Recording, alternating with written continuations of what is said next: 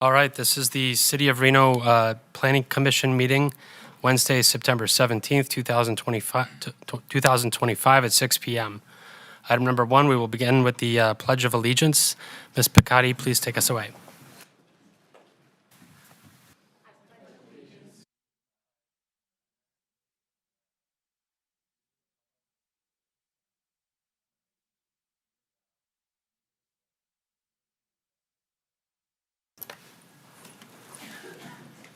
Item number 2, roll call. Madam Clerk.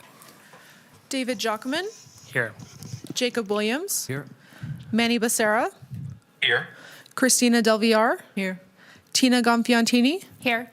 Carrie Romeyer, Here. Alex Velto. Here. We have a quorum of the Reno City Planning Commission. Before we begin item number 3, I will let everyone know in chambers that we will have opportunities for public comment on items 7.1 and 7.2. So if you are here to speak specifically about an item, those are the items for Summit Ridge and the Lumen Data Center.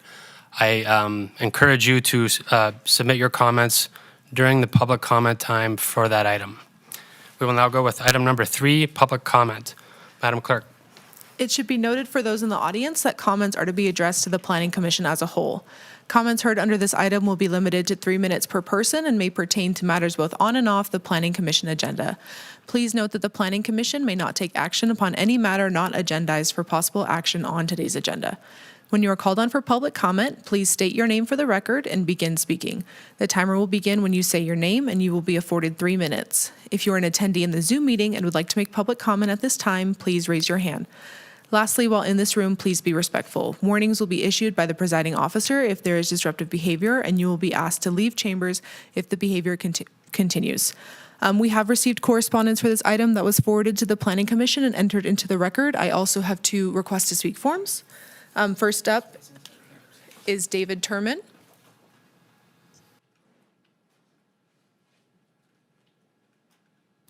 Please state your name for the record. You will have 3 minutes.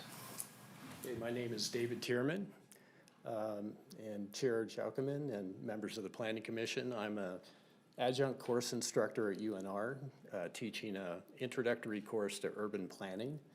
And I just wanted to introduce several of the students in the course in the back of the room. I felt that this was a good opportunity for them to see land use issues and land use process in person. So that's why we're here, and appreciate your service to the city of Reno as well. Thank you.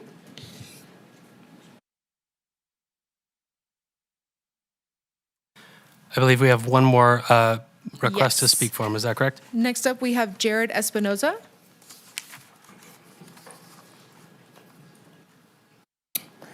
Hello, my name is Jared Espinoza, and I just wanted to bring up water when it comes to your guys' planning throughout the city. I don't know if any of you have looked for water when you're walking downtown or anything, but to find free water, you have to walk at least a mile, if not 2, and that's hoping that that water station is available. If it's turned off for whatever reason, then you're going to be looking at another 1 or 2 mile walk, and in 90, 100 degree heat, you're going to be losing a lot more water than you can consume just on that walk alone. So I noticed that we had a new data center on the agenda item today. I'm not sure how much that's expected to use in terms of water, if you guys have a number on that in terms of gallons.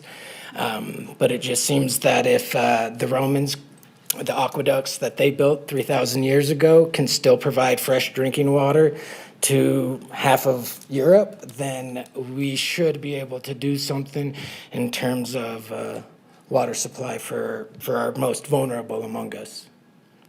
So thank you for your time. Thank you, Jared.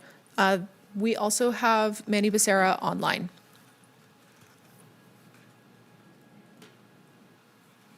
Great, thank you so much. This is Commissioner Manny Becerra for the record. Just wanted to remind the general public and all others that I believe in about 2 weeks, October 1st, we do have a joint meeting with City Council and Planning Commission on data centers. So please, put that in your calendars. I believe it's at 10 a.m. And I did want to just ask Mike if you could help us coordinate with City Manager Jackie Bryant and others to ensure that it's an event that's listed on the official City of Reno website calendar. Because I believe all the other events are listed, but I noticed that that one hasn't been listed yet, and that might be helpful for folks. Thanks, everyone.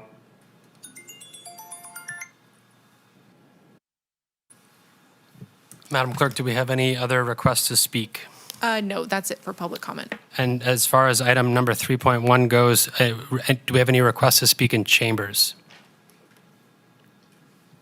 Hearing none, we will move on to item number 4.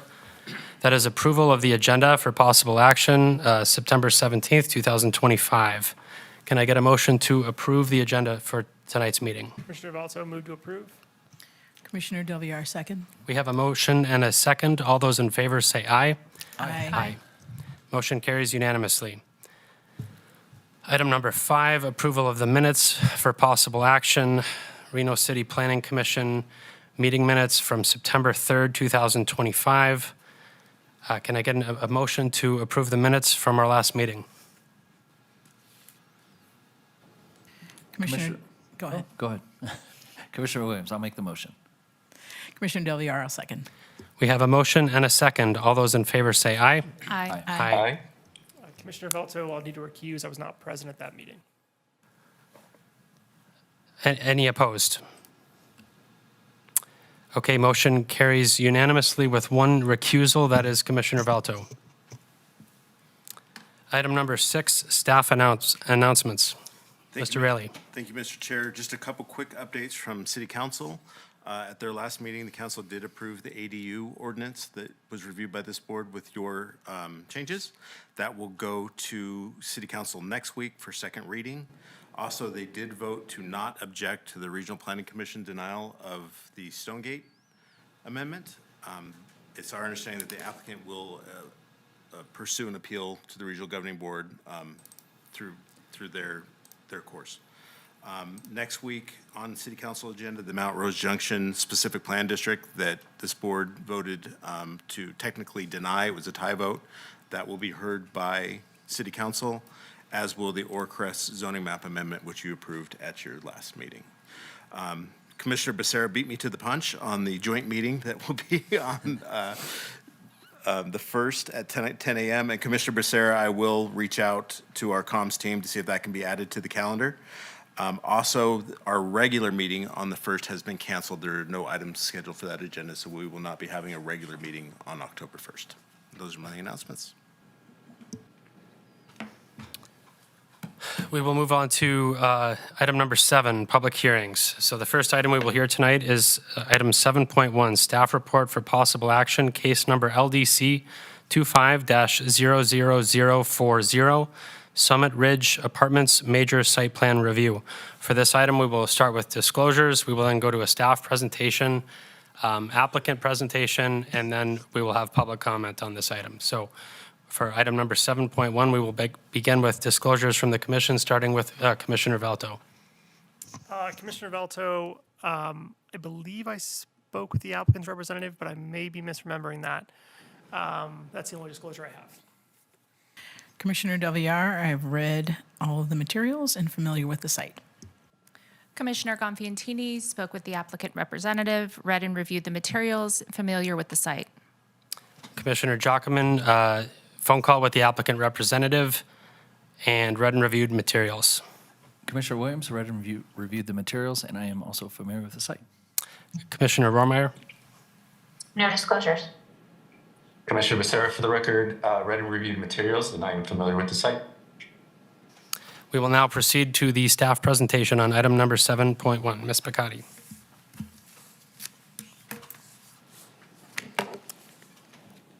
Good evening, Chair, members of the Commission. For the record, my name is Leah Picotti, and I'm an Associate Planner with the City of Reno Development Services. This evening, I'm presenting 2 applications, but the first one here is the Summit Ridge Apartments. This is a major site plan review. The subject site is located on West 4th Street, coming from downtown, going down West 4th. This is kind of right before you get around that corner that hits the McCarran intersection. The site is just under 2 acres in size. Anybody who's gone up and seen this site will notice that it's severely sloped. And it is undeveloped at this time, except that there is sidewalks and street trees anticipating development in the future. So it's a nice looking site. It's just a little bit difficult to develop, which is why the applicant is coming in tonight with a request for a major site plan review for fills greater than 10 feet. So this will be grading resulting in fills greater than 10 feet in depth, which requires a major site plan review. Everything else that you're going to see tonight is in compliance with Reno Municipal Code. So this subject site is located in the mixed-use suburban zoning district. Key issues that were analyzed by staff were the overall site design, compatibility with surrounding uses, and traffic access and circulation, mostly just because it's on that corner there. So regarding the overall site design, we're looking at, like I said, just under 2 acres of site area with 1.51 acre development area and almost a ½ acre of undisturbed area. The grading will result in fills of up to 21 feet in height. This is all going to be done to accommodate a 40-unit multifamily development with the regular amenities you would see with multifamily. The building will be approximately 49 feet in height, provide vehicle parking spaces. The result will end up being somewhere between 45 and 47% of open space and 53 trees on the site. Now that multifamily development is allowed by right within the mixed-use suburban zoning district, as well as that height. Anything that exceeds 55 feet in the mixed-use suburban would then require a site plan review, but since this is under it, the development itself does not require an entitlement, only that grading resulting in fills over 10 feet. Regarding compatibility with development and surrounding uses, what we looked at here is that there's primarily residential surrounding this site, mostly common area on the other side of Summit Ridge, but just to the south of this site, there are some homes there. It is important to note that the top floor of this development, because of that slope, is going to be similar in elevation to the ground floor of that adjacent residence. So it's not going to be towering over that residence. Additionally, Reno Municipal Code requires a shade study to be provided. And what we ask for there is to see if on December 21st, between the time of 10 a.m. and 2 p.m., will the shade from the proposed structure shade any residentially zoned lots?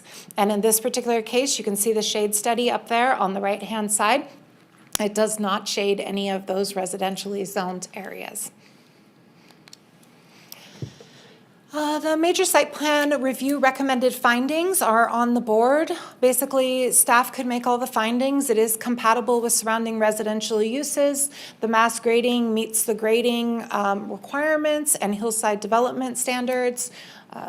Public services are all available. It's surrounded by residential uses. We did put a condition of approval on there to limit the hours of construction to that Monday through Saturday that we normally limit to when it's residential.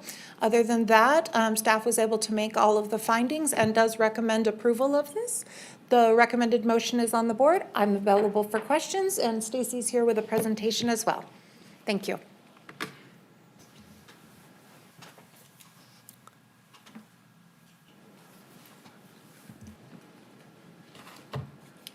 Good evening, commissioners. Much of my presentation mirrors Leah's, so I will try to be brief and concise. Stacy Huggins, for the record, with Wood Rogers, representing the applicant in this project. I'm going to skip over where it's at and also the zoning. Again, as Leah mentioned, we are here tonight looking for an approval for a major site plan review for grading resulting in fills over 10 feet. As Leah mentioned, oops, sorry, I got a little gun shy there.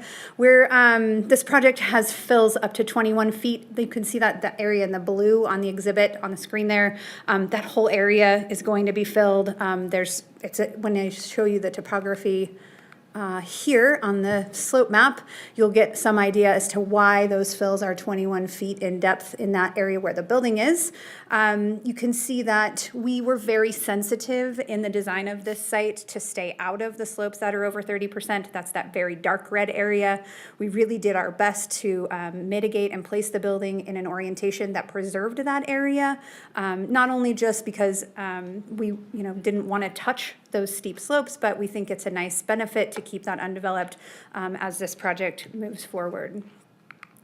Going back to the grading, again, the total disturbed area is 1.5 acres. The rest of it, about 1/2 acre, remains undeveloped. The fills are up to 21 feet in height. We have an import on this infill site of 2,500 cubic yards of cut and 11,000 cubic yards of fill for a net gain of 8,500 cubic yards.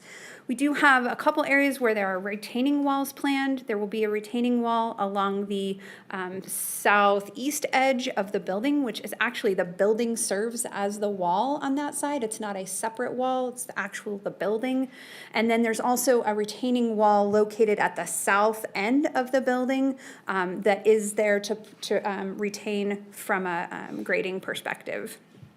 Any of the areas that are disturbed by the grading that are not landscaped as a part of this project will be reseeded so that it blends with the natural vegetation in this area.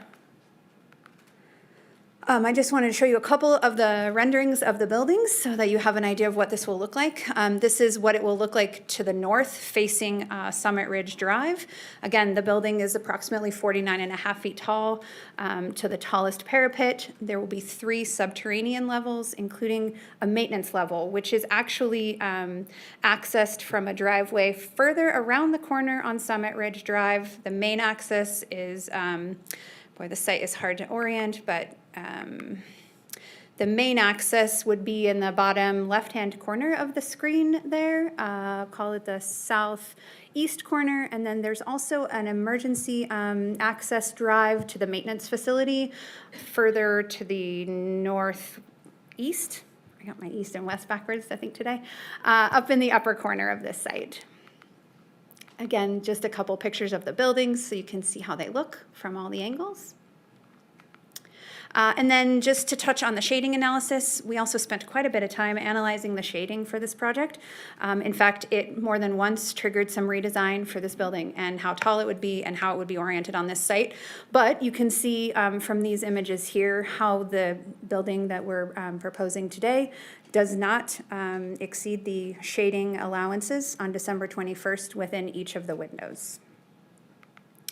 That summarizes my presentation. I'm available for any questions that you may have. The architect is also here and the developer is here if you have any questions specific to that. Thank you. Thank you. We will now move into public comment for this item, item 7.1. Madam Clerk, I did not receive any correspondence for this item, and I do not have any request to speak forms. do we have any requests online? I do not have anyone with their hand raised online. Do we have any requests in chambers to speak on this item, Summit Ridge? Hearing none, we will move to questions from the commission. Commissioner Velto. Commissioner Velto, I'd actually just like to make an additional disclosure I forgot to make earlier. I own a house that is maybe 3,000 feet away, so I just wanted to clarify that on the record. I don't believe that'll affect my impartiality, and I can be fair and impartial on this project.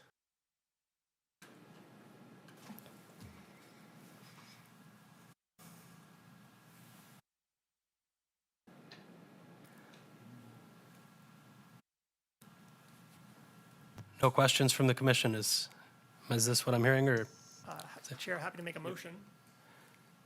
would any commissioners like to have any deliberations before a motion is entertained? I do have a couple of questions. Please Sorry, go. Sorry. Yep. I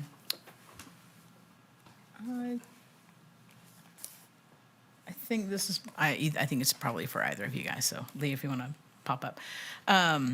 If I'm looking at the property and then there's a building sort of to the, I guess, south, that's a business, correct? That's not a home. The homes are in the front-ish, to the north. For the record, Leah Picotti, the homes are to the south. The homes are to the south, okay. So, There's a small development of homes, and I want to say it's maybe like 10 homes right there to the south.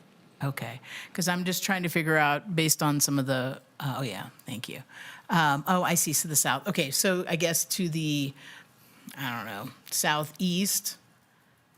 Basically, my question is, will the height of the building at 49.5 impede the visibility of the homes to the south?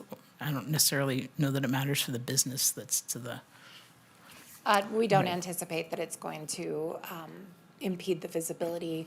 Our engineering team looked at that access point as well as the applicant's engineering team, and it was a general consensus that this is a difficult parcel to find access on that meets those standards, but that was the best place to put it. okay. And then, just out of curiosity, and maybe this is for the applicant, December 21st, what's the significance of doing the shading on that date when that's one of the shortest days of the year? It is. It's the winter solstice. So it's when the sun is at its lowest portion in the sky and the greatest shadow would be casted at that time. Got it. Thank you. That was all I had. Do we have any other questions from the commission? Hearing none, we will move into deliberations. Would any commissioners like to entertain some deliberations? If not, I'm happy to entertain a motion as well.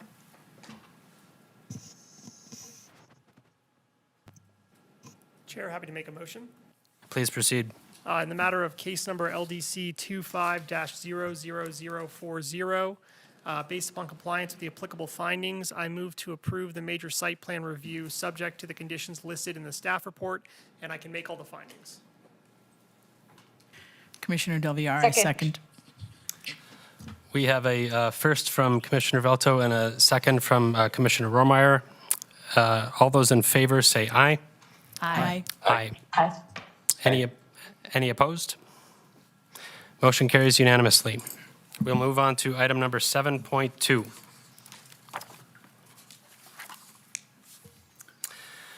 Item number 7.2, staff report for possible action, case number LDC 26-00009, Lumen Data Center.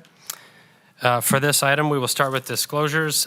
We will follow the same process as the first item that we just heard. So that will be disclosures, that will be staff presentation, applicant presentation.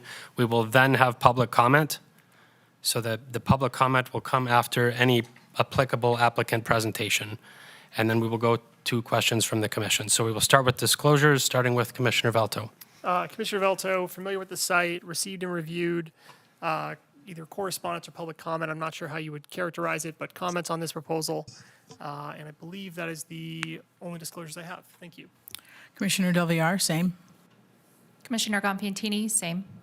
Commissioner Jockman sought guidance from the city attorney's office and read and reviewed materials. Commissioner Williams read the review and the materials and the correspondence from those public comments. Commissioner Rohrmeyer, please. No disclosure. Commissioner Becerra, for the record, read and reviewed materials, and I'm familiar with the site. That concludes disclosures. We will now move to the staff presentation. Ms. Picotti.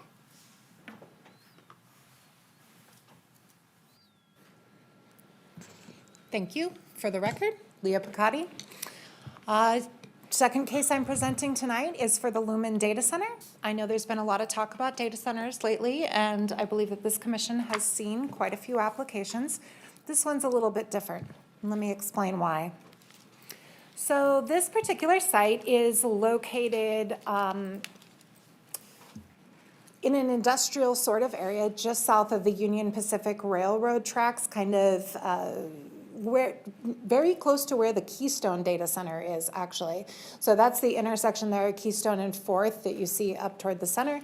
So it's just south of that. This site is a relatively small site. It's about 0.28 acres. And the request today is for a conditional use permit for a data center. The zoning district here is general commercial, but you can see that the site is surrounded by industrial zoning on 3 sides. Key issues that staff analyzed in this request were compliance with Reno Municipal Code and compatibility with surrounding uses and developments. So here's why this site is a little bit different. This site was originally developed as a communication facility, perhaps a data center, in 1999. Between 1999 and 2006, the previous owner, or maybe two owners ago, did maintain an active business license for an unmanned communication facility. In 2017, Lumen Technologies acquired the site. It has operated continuously since 1999. But in 2025, when we all started talking about data centers, our business licensing department conducted an audit. And they went in and looked at potential sites that they thought might be operating as a data center, but maybe we didn't have them properly classified because we didn't have the data center use in Reno Municipal Code up until just a few months ago. So business licensing conducted the audit. They found a utility license for this. They contacted the owner, and Lumen Technology immediately said, oh my gosh, we didn't know that we needed this. We thought we had the utility license. We didn't realize a business license was required. They applied for a business license, but under new code, all data centers require a conditional use permit. We couldn't deem it existing because they didn't have a valid business license. Had they had a valid business license up through the past 12 months, we could have just said it was legal non-conforming and existing, and we wouldn't be here tonight. But because they didn't have that business license, that's why we're here tonight.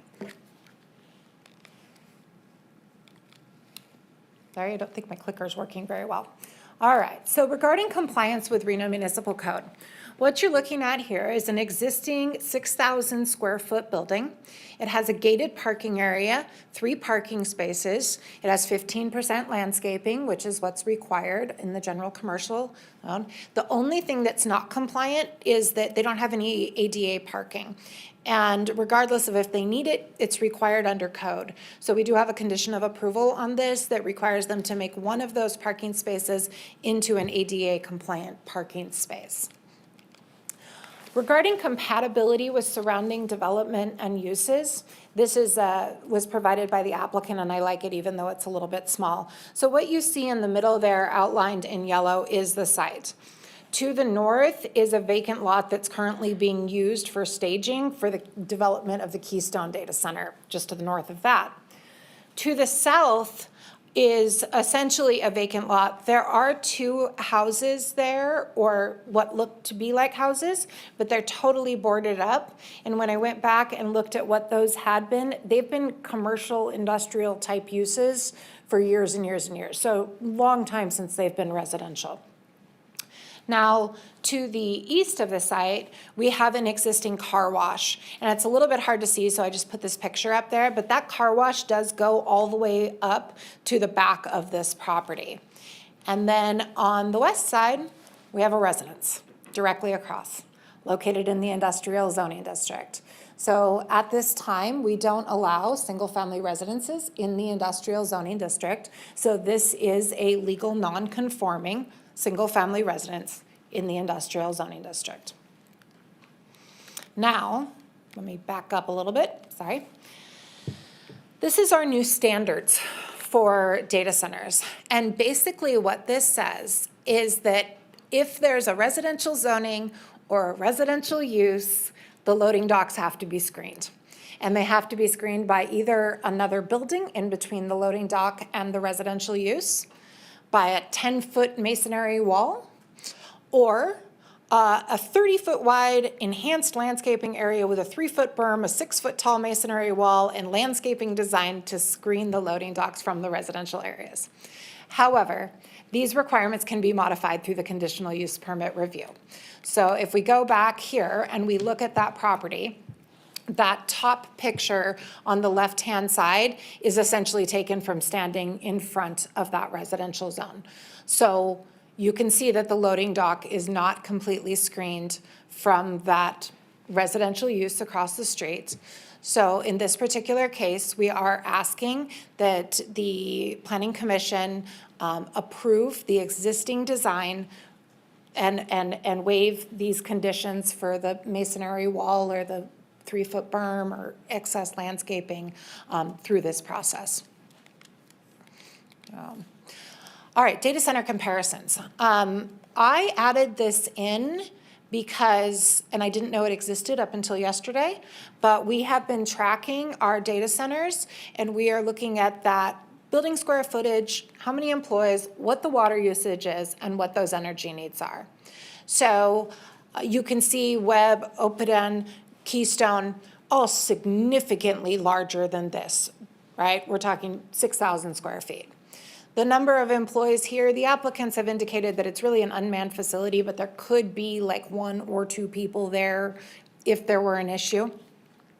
Regarding water usage, this particular data center doesn't use water to cool any of their equipment. The only water that's being used is for landscaping and for the restrooms, and essentially that's it. So when I did the calculation to try to figure out the water usage here, I came up with 2. But this morning, Angela and Lauren did a calculation and they came up with something significantly less. So I think we're comfortable saying that at the very most, it's a 2, but it's probably much less than that. And that goes with the same with the total megawatts, the energy requirements. It's actually, I came up with 2, but it's probably actually much, much less than that. So we're confident to say that those 2 numbers are the maximum number of water and the maximum megawatts that would be used. I hope that makes sense. Alrighty, conditional use permit findings are on the board. Basically, the purpose of the general commercial is a transition of the city's suburban corridor to a mix of higher density residential, retail, commercial, and other employment and service-oriented uses.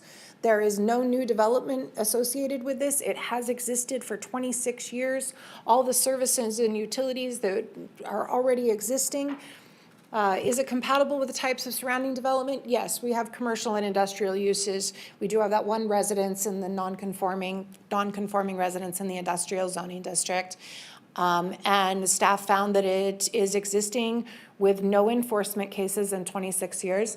If you look up, I'll put in a caveat there, if you look up this property, it does show enforcement cases, but if you actually go in and look, it's on the adjacent vacant properties and it had to do with vagrant and graffiti and things like that. So staff is able to make all of the findings and does recommend approval. The recommended motion is on the board, and I think that the applicant has a presentation as well. If there's an applicant presentation, please proceed. We have the applicant online, so we will get them promoted to a panelist in a minute here.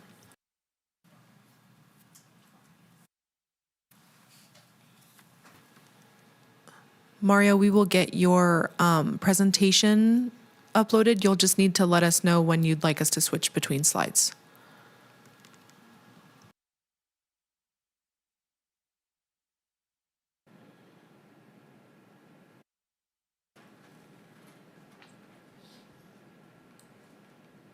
Good evening.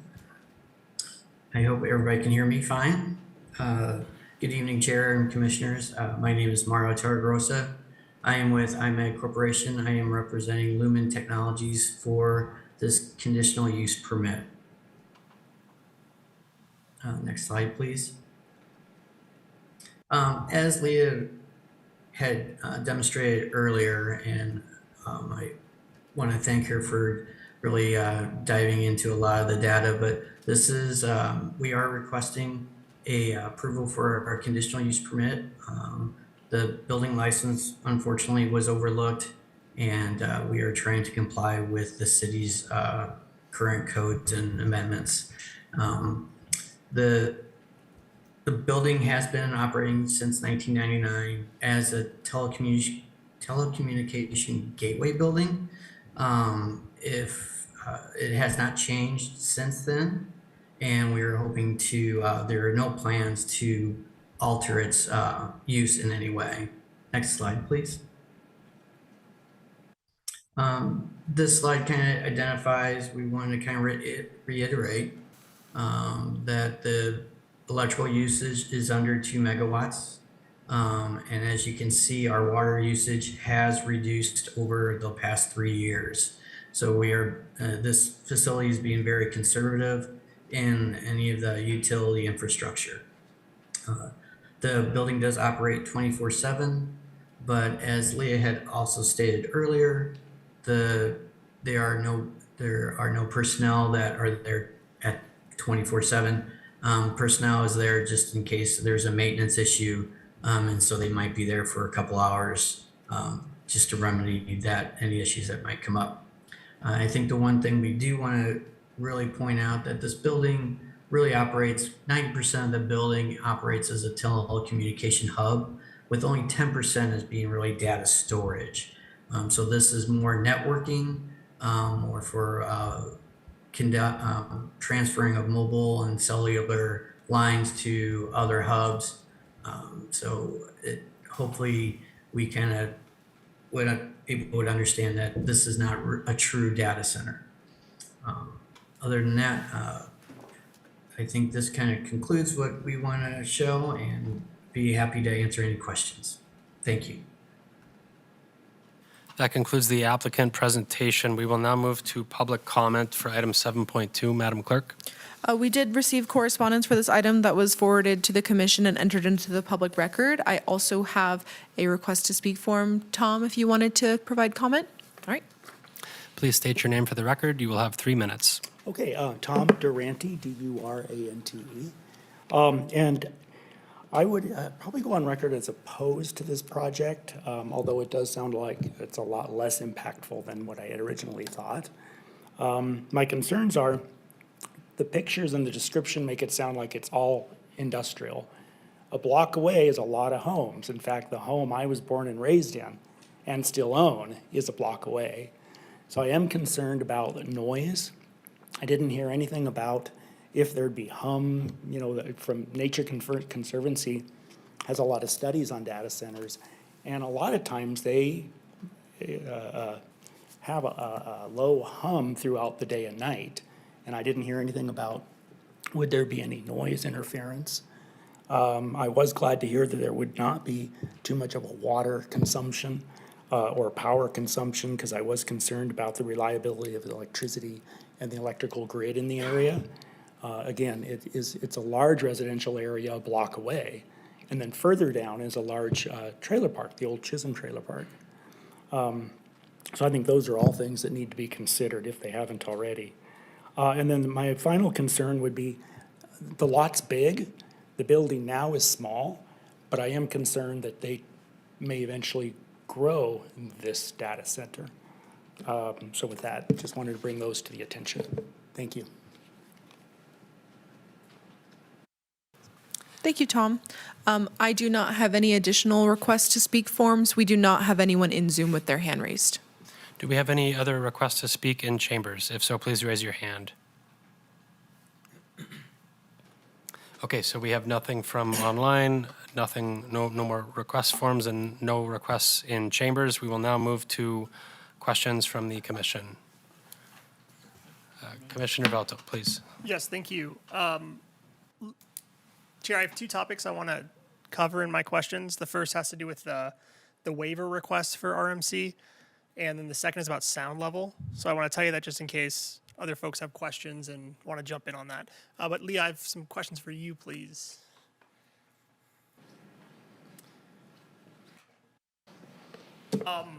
I'll just tell you at the outset, I'm a little concerned about the waiver request, and I want to understand what is the standard for us evaluating a waiver request from the screening requirement in code? It doesn't seem like there's a test we're supposed to apply, so I want to know from you how we're supposed to evaluate that.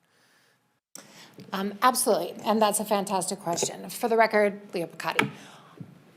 So the way that it is written is that you have those 3 standards, and then the 4th standard, which we can pull it up. Kelly, can we pull it up? And then the 4th thing says these can be modified or waived with a conditional use permit. is basically what it says. So it's not that we're requiring any kind of additional deviation or a variance, which would have additional findings. This is just simply that if it's appropriate for you, if you find that it's appropriate for you to waive these these restrictions, you can do so. So, sorry, quick follow-up. So if sometimes we see these waiver language and it's like, well, it can't be a special use for them, it can't be unique to them. I'm probably explaining that poorly, but we see different instances where we have a test. So is it your understanding that we have to say that the waiver itself would comply with whatever general findings and CUP findings we're supposed to make? That's exactly correct. There are no additional findings for this particular waiver. You just have to be able to make the findings that are the general criteria and then the conditional use permit findings. And do you have an impression as to why Lumen is asking for this waiver? Specifically, they didn't specifically request that waiver. It's just that in our staff analysis, we found that it did not conform to these standards. So we said, well, it does allow us within code to ask that those be modified. Of course, it is absolutely under the purview of the Planning Commission to impose these. But I think that because the site is already developed, it may cause an undue hardship and limit the compatibility with the existing uses in the area. I don't know that adding a 10-foot wall increases compatibility in this particular case. Understood. And I wanted to ask the applicant about this, but I'll defer if you have more questions for this. Yeah, I just wanted to piggyback on what Commissioner Velto was asking. Is it possible to potentially limit, and I understand their current usage and they're not going to have a whole bunch of trucks coming and going and loading and unloading, but would it be possible to limit hours if they do use the loading dock? And then that way I could kind of get behind not requiring some of these other things? Could we do something like that? Absolutely. So there have been conditions of approval applied on other data centers where we did limit the hours for that loading dock. Staff didn't feel that it was necessary to impose that in this particular case, just because this is so small and it's been operating for 26 years. Yeah, I think my concern is just longer term. If we deem it a data center and we, don't require some of these things, I'd probably like to see some parameters put in place. But I'll defer the rest of my questions now. Commissioner Becerra, please proceed. Great. Thanks, folks. I'll piggyback off of the screening topic right now. Hey, Leah, when you say that the screening requirement doesn't necessarily meet the standards or expectations based on staff's analysis of this project, can you elaborate on that? Exactly, like what are those metrics or analysis that you specifically look at to make that determination? Because I'm having a hard time with this one. I'm kind of in the middle. I want to understand why it would make sense, but maybe to Commissioner Del Villar's point too, long term, right now they're saying that they're at 10% usage as a data center, but tomorrow it could be 25 or 80% and so forth. So just want to better understand this. Absolutely. So I don't know if you can see the screen, but we have the standards for the data center up on the screen. And what this says is that loading docks and semi-truck staging areas shall be designed to minimize noise and odor impacts on residential properties. So it shall be designed, but understand that this is existing. There's no design aspect here. So limit impacts on residential properties and shall not be located between non-residential buildings and residential zoning districts or residential uses unless one of the following exists. And this is that loading docks are screened by another non-residential building on the site. It does not meet that standard. There is no additional building. The loading docks are screened by a masonry wall at least 10 feet in height. That is not existing. We don't have a 10-foot masonry wall on this site. Or the loading docks are screened by an enhanced 30-foot wide landscaped area with a 3-foot berm, a 6-foot tall masonry wall, and landscaping designed to screen the loading docks from the residential areas. So when staff looked at this, staff was able to determine that the existing site does not meet any of these three criteria for the loading docks. But again, the fourth criteria here is that the requirements can be modified through the conditional use permit review. Okay. And I do want to remind everybody too that any expansion of this use would require them to come back. So if by some measure, and understand too that one of the reasons that staff didn't see an issue with this is that 26 years, no complaints, no enforcement complaints. Not one person has said, this is a problem, these guys are loading and unloading in the middle of the night, all of this stuff. 26 years, no problems.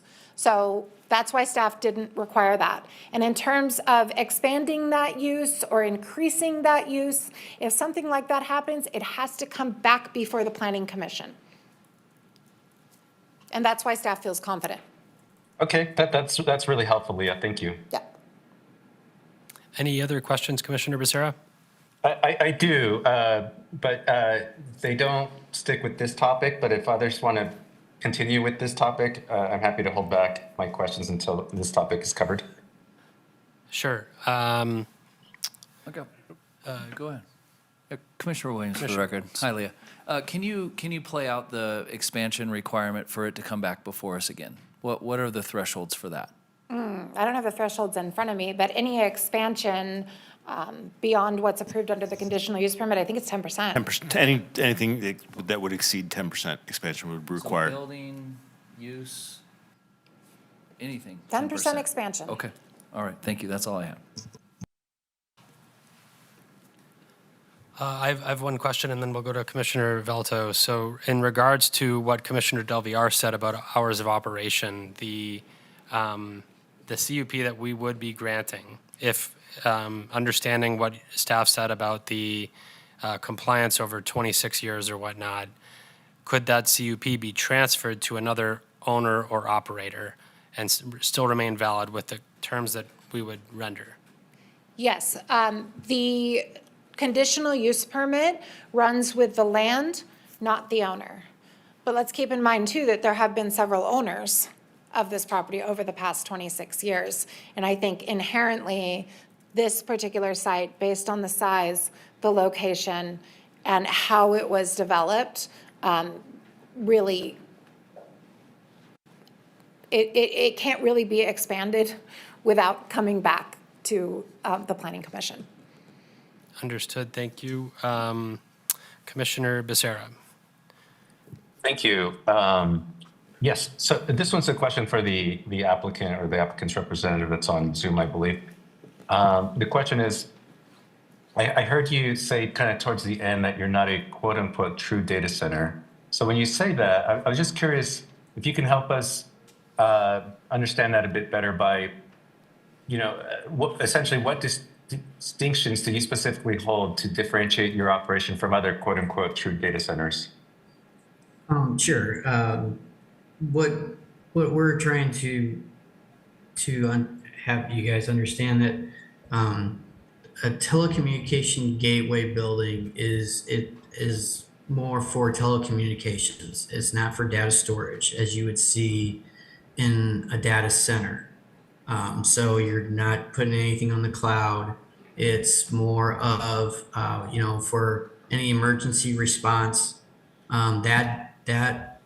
those communications go through these hubs. So it's more for phone and cellular communications than it is for data storage. And that's how this building has been operating since 1999. And there are no plans at this time to change or increase the data center portion of this building. Lumen Technologies has operated this building in this manner and would want to keep it that way, just for how they have their network hubs. Hopefully I kind of explained myself on that one. You did, and actually that's very helpful, and actually it helps maybe with a follow-up, but not for you, but for Leah and the broader staff, is like with that nuance or subtlety that was just kind of provided, for this type of operation, Leah, would this be something that would be helpful to be captured in our kind of work in progress data center ordinance that's in code right now, to help distinguish between these lighter usage data centers like this one before us and other ones that are more mid and hyperscale?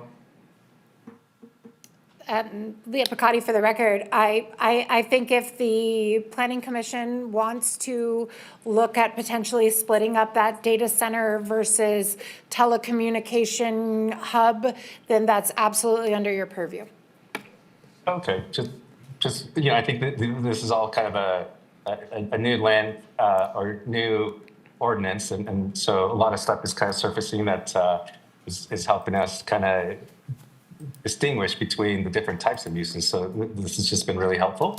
So thank you for that. I do have a couple other questions, but I will hold back unless other folks have some that they would like to throw out first. Commissioner Becerra, we'll come right back to you. Commissioner Velto. Yeah, I have a question for the applicant.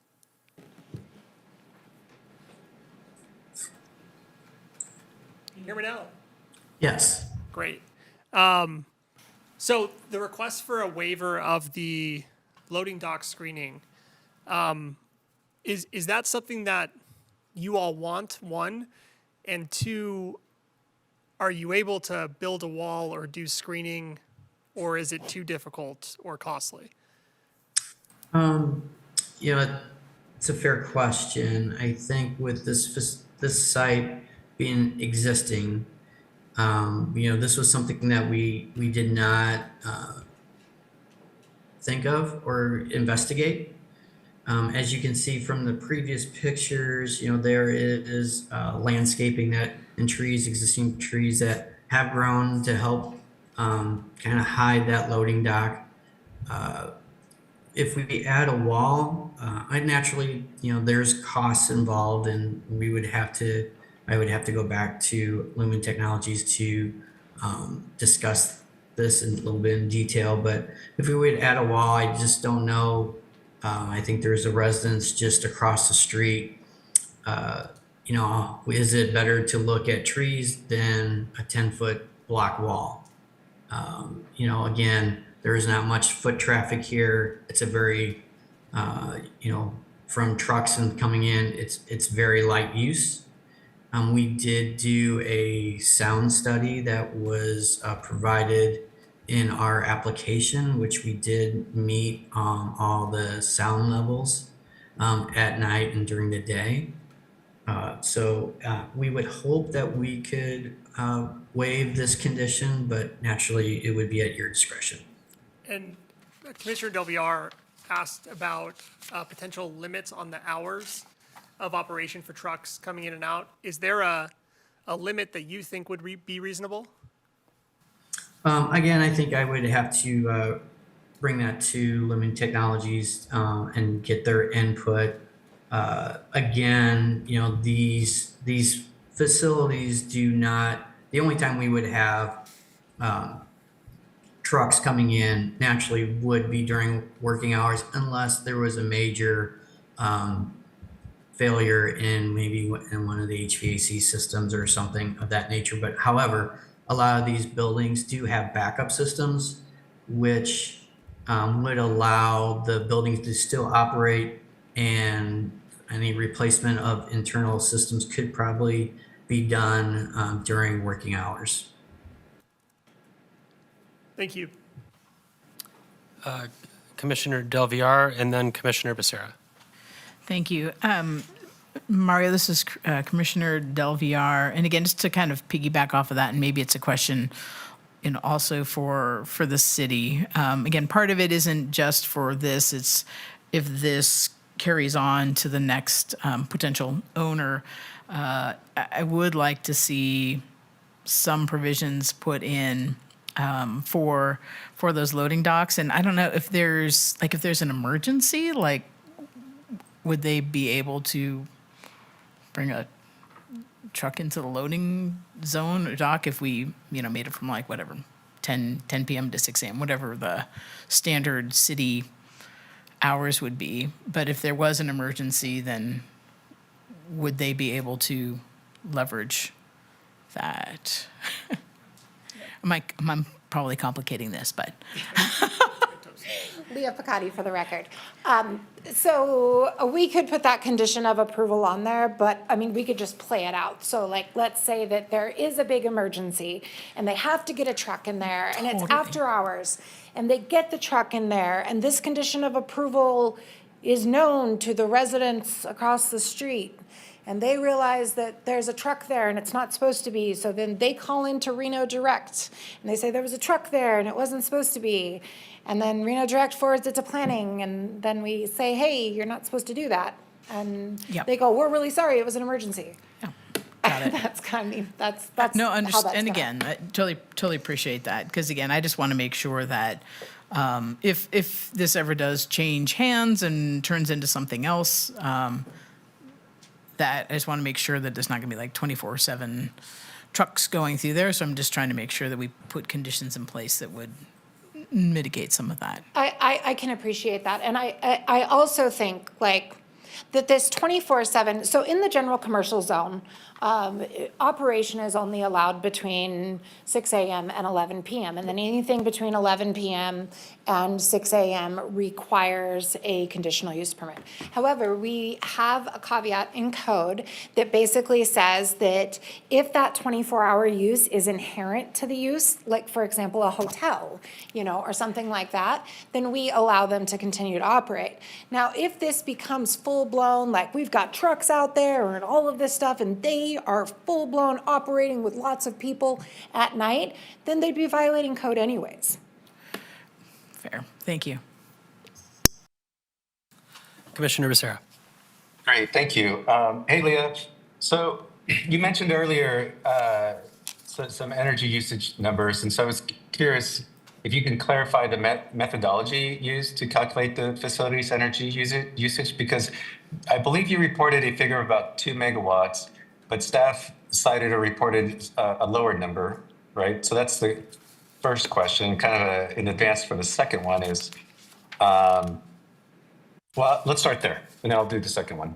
Sure. So I put 2 on there, but if you look at the screen here, you can see that it's generally 1.8 is actually what it has been for the last 3 years.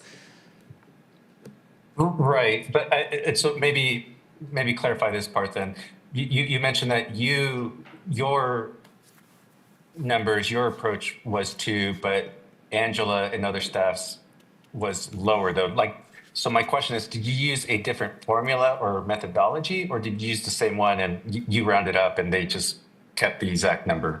So the 1.8 is pretty fixed. We agreed on that. The water usage and acreage per foot is where we were a little bit off. And that's where we weren't 100% sure, because Lauren did the calculation and came up with something around 0.2, and I came up with it as 2. And then at 2 o'clock in the morning, when I was thinking about this, I realized that I may have flopped the numbers. So it should have been, it's actually closer to 0.5, which may be correct, but I didn't have a chance today to run that by Lauren. So I'm just confident in saying that it is less than 2. Oh, okay, no, that's fair. Appreciate, just the thought process there. So, so I guess my follow-up there then it would be, as we work towards a more comprehensive data center framework and account for all these little nuances with, smaller data center applications like this one and larger ones, is staff considering a more standardized approach to reporting and evaluating usage, just to ensure that we have consistency across these different applications and amongst staff? My understanding is yes. We are going to probably use something like the table that I showed in my presentation moving forward, so that we can kind of see a comparison of where these all sit. Now, I'm not a long-range planner, so I'm not involved in how this is going to move forward with text amendments through the Planning Commission and the data center. That's going to be on Lauren Knox, which is why I consulted her on this. And we will see what happens, but I think generally, this joint session that's happening on October 1st at 10 a.m. Is going to be the first stepping stone in standardizing this. Love it. Teamwork. Okay, so my next one is going to be on sound study. Just a quick one, because I think the sound study indicates that the noise levels are consistent with the ambient conditions, but I believe the report also mentions that there's a non-conforming residential use, 1 or 2 or something, right? How confident are you / staff that this compatibility finding holds if their operations scale up or equipment is modernized? I am compatible. I am Confident? I am confident that this will remain compatible because again, the non-conforming use here is that residence. It's not the data center. Okay. And then, so you feel good about it. So if you feel good, I feel good, especially given everything else that, has been presented. And then lastly, the report cites alignment with the master plan policies on economic development and innovation. How specifically was this alignment determined? I'd have to go back and look at the master plan, which I'm happy to do if you give me a couple minutes. If others have questions and whatever for the applicant or something else, cool. And if you can do it in parallel, otherwise, I'm going to defer to you on this one. But maybe that's something that for future applications, we can elevate those alignments more verbosely, just so we can be clear about how those determinations are made. Would be a recommendation for the future. Commissioner Becerra, this is Mike Raley for the record. So is your question, how does this align with economic? Can you repeat that question for me? Perhaps I can clarify. Yeah, absolutely, Mike. And it was, I only bring it up because I believe the report, staff report cited it. So the report cited alignment with the master plan policies on economic development and innovation, but it didn't really specify how that was determined, that alignment. So I was curious how that determination was made. Very similar to maybe the methodology used for the usage, how are we analyzing and quantifying that or making that determination?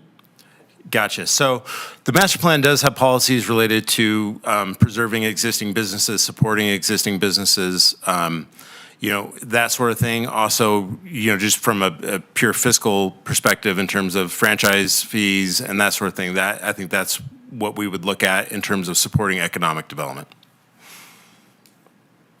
Okay, great. Thanks, Mike. You bet. Do we have any other questions from the commission? And Commissioner Becerra, you indicated you might have another one. Oh gosh, I think I ping-ponged really quickly. I think I hit them all. Very good. If we have no other questions from the commission, we will move into deliberations. I will mention to fellow commissioners, if we are going to have a discussion about adding or removing a condition, that we afford the applicant the opportunity to weigh in on that modified condition before we make a motion. Okay, deliberations. Commissioner Velto, please proceed. I can make the findings for the project as proposed with the conditions in the staff report. The staff report doesn't contain the condition of waiving the code requirement as it relates to load dock screening. I'm a little concerned about that waiver, only because I think it's in code for a reason and we should be cautious about waiving things in code without having a clear test. My concern really goes to conditional use permit finding number 2, which says that the project design must be compatible with the surrounding development. I think that is in code to ensure that the development that's surrounding it, if it's residential, is protected. All of that said, I am open to being persuaded on this, and this isn't necessarily a hill I have to die on. I am comfortable with Commissioner Del Villar's suggestion of there being some sort of time limit when trucks would come in and out with an exigent circumstances exception, and would say that that should be probably normal business hours if that were something we were going to go to. And it seemed like the applicant was agreeable to that potential condition. Yeah, I'll weigh on this as well, Commissioner Joachim. So the The thought about adding in hours of restriction for truck usage is something that is palatable to me. And I think hearing that there have been no complaints, but Ms. Picotti explained the mechanism by which a complaint could be filed. If this were to change hands and then you've got a ton of trucks at night, they could submit a complaint and they, in that case, would not be in violation, which it sounds like is not how the applicant uses it today. Therefore, it should not be a problem. So, I'm amenable to that and I like that idea. Commissioner Del Villar, so it sounds like 11 p.m. to 6 a.m. is sort of the time frame that most other businesses would do that. And so this is to the applicant. Would you be amenable to having a condition put in there that, obviously under extenuating circumstances, but that you would not have trucks going in and out of the loading zone during those hours? Yes, I would, let me address that. I think one thing we do want to point out that this area is mostly industrial. The only residential lot is just directly across the street within the surrounding area. But I don't think we would have an issue. The one other thing I would want to point out, this is a 24/7 building. It operates 24/7. However, it's not manned 24/7. Most of the personnel work regular hours like we all do. Only in the case of an emergency, a system failure, that they would have people on site. Now, if any people that would be on site when we look at system failure, it would be more of the telecommunications. Something would go down and an IT person would be inside working on it. So naturally, we didn't have a truck. They probably have their personal car. So that would be something I just want to make sure that we also understand how this building operates. But I don't think they would have any issues with that that additional requirement. Mr. Torregrossa and staff, if you could please correct me if this is incorrect, but earlier on in your comments, you indicated that you would have to check that with Lumen or some senior person within your company. So it could be an opportunity for how we could proceed. And again, staff, correct me here if I'm incorrect, but we could render an approval with that additional condition. And if you had an internal discussion, identified that was a problem, you could then appeal that to the city council. And in your appeal, you could cite that request and take it up with the city council. Okay. I understand. Would staff like to weigh in? Hold on 1 minute. Would staff like to weigh in on any of my comments regarding their accuracy? I would agree with your comment that any condition that you place on this, even if you added no conditions, your action tonight is appealable to the city council. Mr. Torregrossa, would you like to comment on that? I think we're in agreement with that. I don't think we have any issues. You could request that, and I don't think there would be any objections. Ms. Picotti, would you like to add something for the record? Yes, thank you. Leah Picotti for the record. I just want to point out, and I didn't show this in my slide, although now that we're talking about hours of operation, I think it's important to note that these industrial zoning districts that are surrounding this are allowed 24-hour use. So directly to the north of that single-family residence is a warehouse and distribution center that operates 24 hours already with trucks coming and going closer to that residence than what this is. So I think that's important to note. Commissioner Del Villar, I think the issue, though, is that we're waiving some of the criteria and requirements for barriers that I would disagree that this should be treated like a variance or a deviation where we have these additional findings. I mean, it requires those three things, this or this or this, or the Planning Commission can modify it. So it's not necessarily waiving it. You're just saying that in this particular case, it's not it's not required. So I think we're looking at this more of a waiver than it is. There are several places in code that say you're required to do this, but it can be modified by the administrator. And all day, every day, we look at things on a case-by-case basis and say, does this make sense in this particular spot? And we're not required to make any of those extra findings to modify those. It's set up in code that way so that we can look at these individuals. And if you want to place time constraints on the loading dock, I understand, but from staff's perspective, there's a much more impactful loading and unloading business directly 20 feet from this residence. So, I think that's important to note because the general character of this area is industrial. So, Ms. Picotti, in relation to that, do those, because of the condition that we're granting arguably a deviation for, do those other truck docks face a residence? I'd have to look and see, Okay, but I mean, it's right there. sure. I understand that they have those hours of operations, as you're stating. However, they might not be going directly to a residence. I fully recognize this is a industrially zoned residence. We had a similar debate when it was a much larger scale project in the center of town, but that is within the scope of the deviation that we're granting, so. Yes, thank you. Commissioner Becerra, do you have a question? Not necessarily a question. We're on deliberation, right? We are, yes. Okay, great. I just wanted to highlight two things. So I support and appreciate the recommended changes initiated by Commissioner Del Villar. And also, as we're applying a definition that was only recently added to code in the last year or so, and it's still evolving as reflected in the upcoming October 1st joint meeting. And in this particular case, as the applicants described, that their facility is also not a quote unquote true data center. I just think it's important that as we move forward, it's going to be particularly critical to work with staff, Leah and crew, council, applicants, the general public to ensure that these different types of data center uses are clearly defined and distinguished, just so we can consistently evaluate these projects moving forward. But, on this, I can get behind this project and appreciate the good conversation and back and forth. And thank everyone.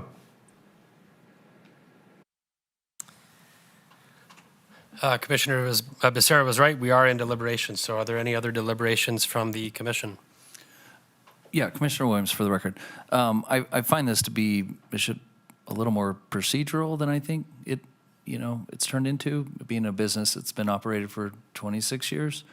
But I understand the sensitivity. I think Leah gave me the best clarification.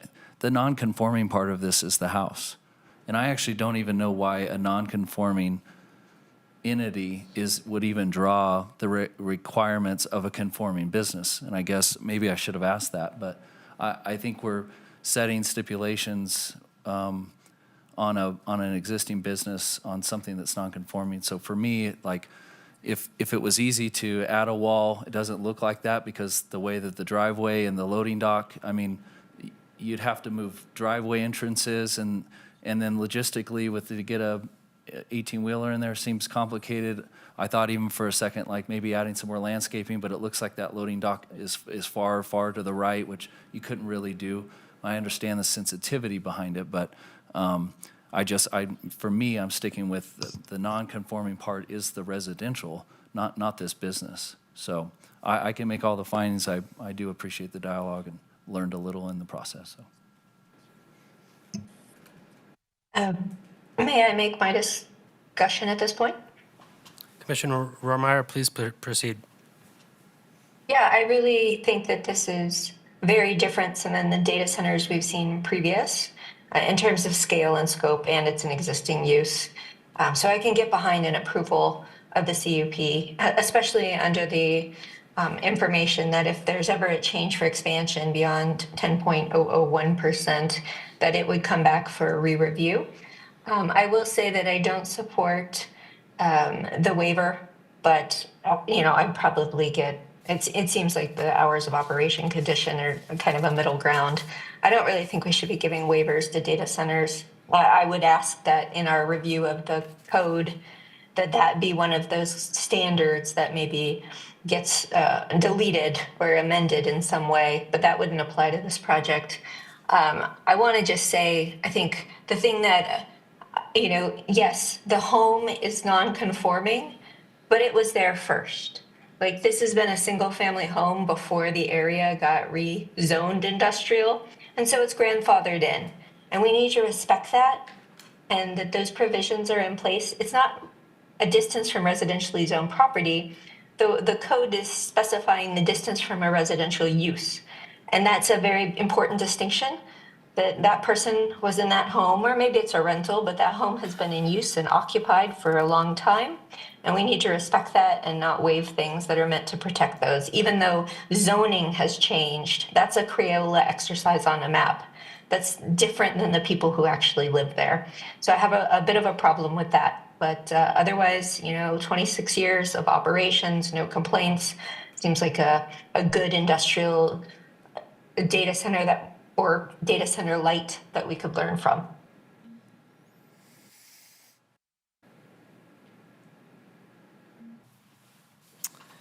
Commissioner Jockman, so I'll add one thing quickly to that.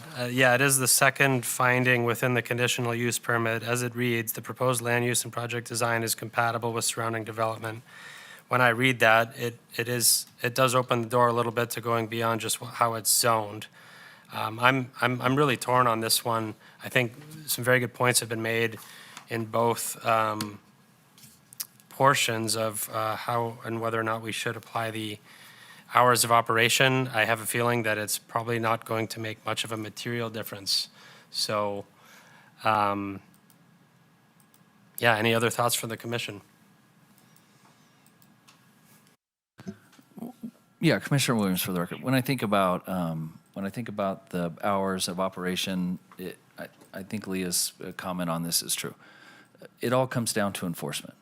We can set all the guidelines we want and hours of operations, but how that plays out is a thing to Reno Direct, and then a follow-up, and then maybe a letter, and then 2 weeks down the road,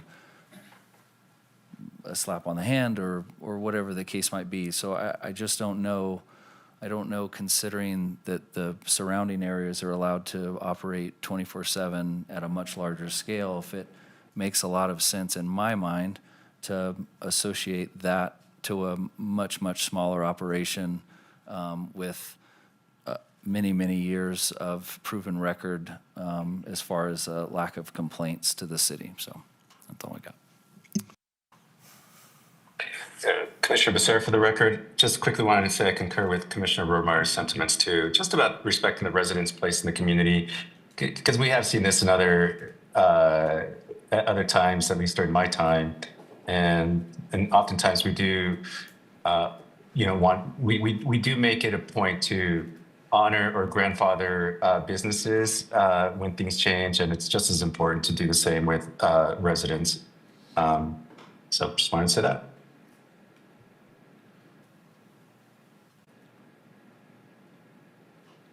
And I'm happy to make a motion too. Or actually, you know what? I'm going to not make the motion because there was some deliberation with the waiver and all those things. And I think if we're going to apply anything with what Commissioner Del Villar might have recommended or made, it might be easier for someone else on the dais to make that motion.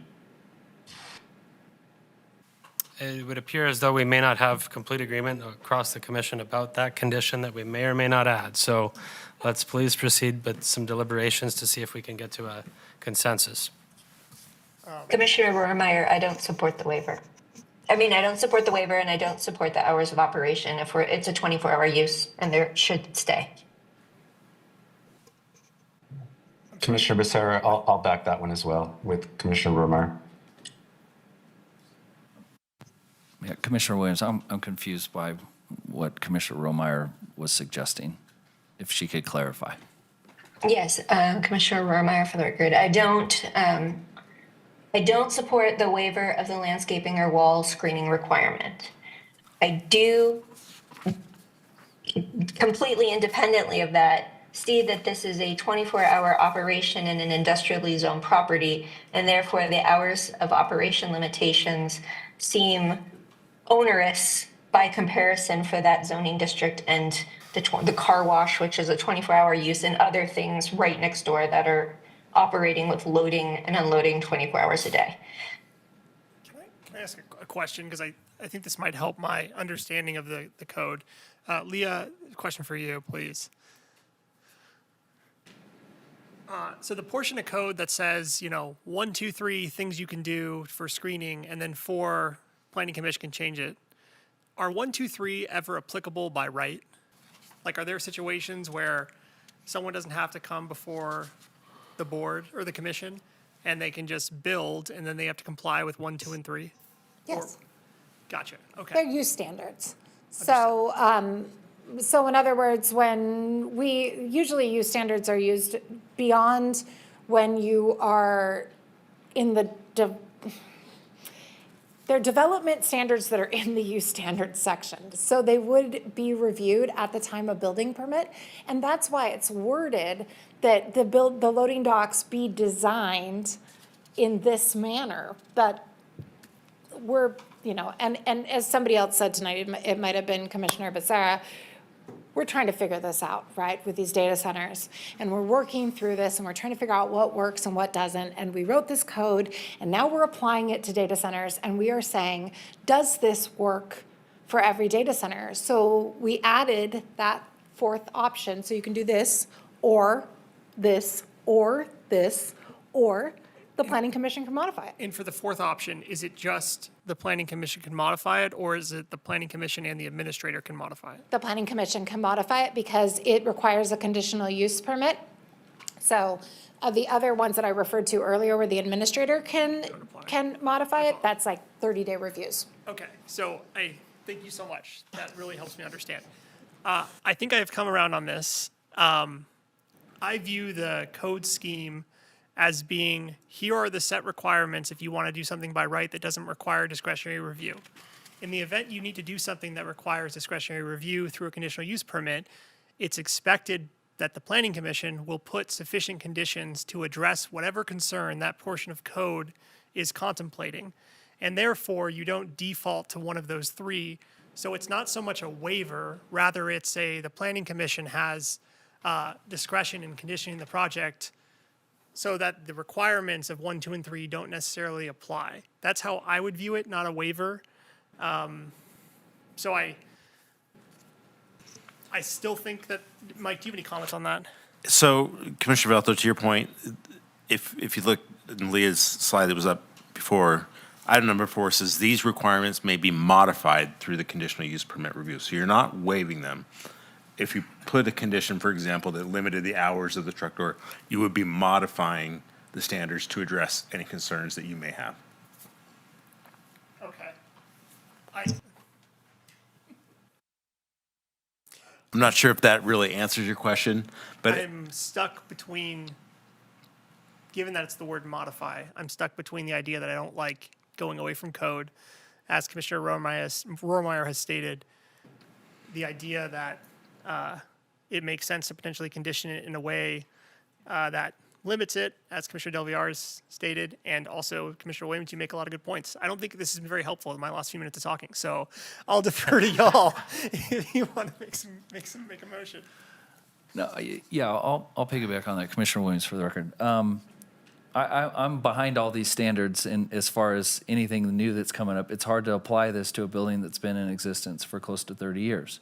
And I think that's what we're seeing. I mean, logistically, implying these types of standards or not waiving them is kind of unrealistic, in my opinion. So I understand the standards, and I appreciate them, and I would have no problem in a new build scenario sticking to those and making that an obligation personally. But this is I just get stuck on the existing part of this, and applying it to what we're looking at today. So, Commissioner Del Villar, and I appreciate those comments and all the information.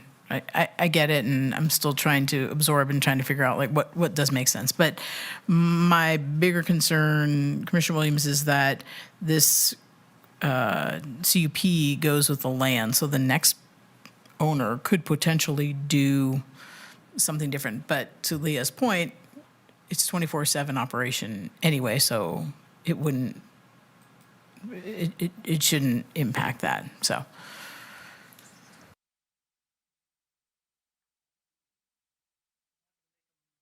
Motion, unless somebody, We are in deliberation, so yeah, please proceed.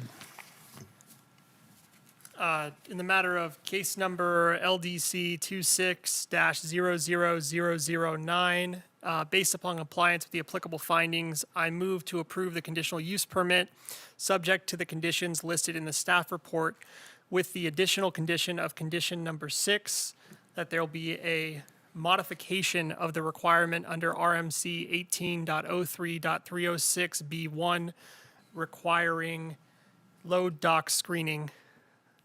And with that, I can make all the findings. Commissioner Williams, I second. We have a motion Can I and a s- second. Is there any further discussion that would like to take place, Perhaps- given that we have modified conditions on this motion? Perhaps Yes, I clarification think, that I I made. think we have to clarify that modification. Yes, that is, Yeah, if you could please clarify your, the modification to make this, the load dock screening requirements not apply. Is that adequate? Thank you. You need a resecond. We have a motion and a second. Commissioner Rohrmeyer, did you have any additional thoughts? I can live with that. I don't love it, but I can certainly vote for it. Any other discussion from the commission with the modified condition before us? Commissioner Becerra, for the record, same as Commissioner Rohrmeyer. I hope that we can just get more clarity around these as we move forward. As Leah mentioned, and I mentioned before, we're all kind of wrapping our heads around this, and I like to believe that we all have the best interest of the community and the business and so forth, at the forefront. So we're trying to make it easy for folks to do business while being community responsible. And so I can get behind this, but I just don't want it to be a common scenario moving forward. Okay, we have a motion and a second. I'm not seeing any other discussion requested from the commission. For this, we will do a single request. So all those in favor of this motion before the commission, say aye. Aye. Aye. Aye. Any opposed? Motion carries unanimously. That concludes item 7.2. We will now move on to number 8, business items. I believe this is for staff. Mr. Riley. no general business items that weren't covered previously under announcements. Thank you. Item number 9, Truckee Meadows Regional Planning Liaison Report. I believe there's nothing to report on this. We already heard from staff about the motion that was made by City Council in regards to one of those items before the TMRPC. But there has been no meeting since our last City Planning Commission meeting. Therefore, there are no items to provide on that. We'll move on to item number 10, Commissioner suggestions for future agenda items. Commissioner Del Villar, just about the October 1st meeting, I'm just not sure like what the format is, what the agenda is.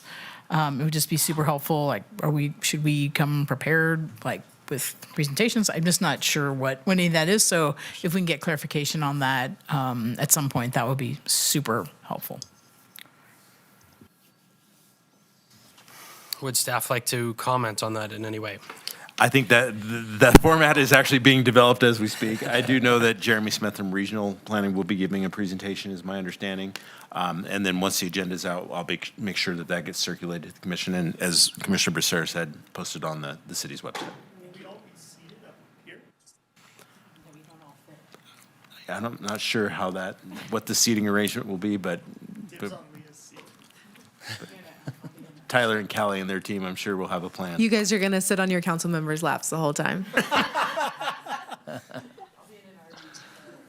I don't know if this is under this topic, but question maybe for, are we I attended the boards and commissions, I think we all attended the boards and commissions training on Monday. There was mention of having to elect a secretary. Commissioner Romeyer, that doesn't apply for the Planning Commission. For the most part, the Planning Commission was not affected by the Boards and Commissions resolution because they were established under NRS. So that won't apply for this commission. Thank you. Any other items from the commission under item 10? Hearing none, we will move to item number 11, public comment. Do we have any requests to speak in chambers? I don't have any requests to speak in chambers, but we do have a participant on Zoom with their hand raised. So Beth Dory, when you're ready, you can unmute your mic, state your name for the record. You'll have 3 minutes. Yes, hello. I just emailed you all, and I'm very concerned that you all approved a major deviation several weeks ago without viewing or requiring a recent recorded boundary survey. An engineer stamped the setback letter. I think by doing so, he might have been out of his scope. An engineer is not a surveyor. I spoke to this engineer and he confirmed that he did not obtain a survey. How can you all approve a major deviation without knowing where the true boundary is? A tape measure against a 70-year-old fence is good enough for the Reno Planning Commission? If I'm wrong, which would be a first, and there is a recent recorded boundary survey, I will donate $100 to a charity of your choice, as long as it's not for Devin Reese's mayoral campaign. Thank you. Beth Dory. Madam Clerk, do we have any other requests to speak? I do not. Okay, that concludes item number 11. Item number 12, adjournment. Can I get a motion to adjourn? Motion to adjourn? We have a motion? Second. We have a motion and a second. All those in favor say aye. Aye. Meeting adjourned. Aye.